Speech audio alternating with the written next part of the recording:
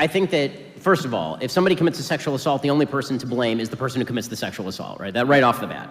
Right? Victims are not to blame for their own sexual assault. I also think that if you put yourself in a risky situation, then you've put yourself in a risky situation, right? We do this every day, right? Every day we make decisions about what sort of situations to put ourselves in. If I walk through a high-crime neighborhood waving $100 bills above my head and then I am robbed, then it is the fault of the person who robs me. It is not my fault.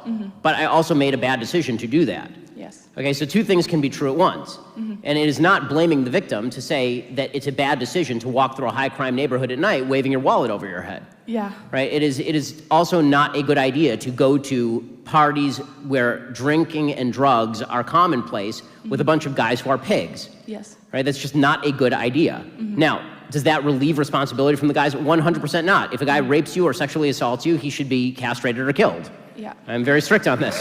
Absolutely. But and one more question.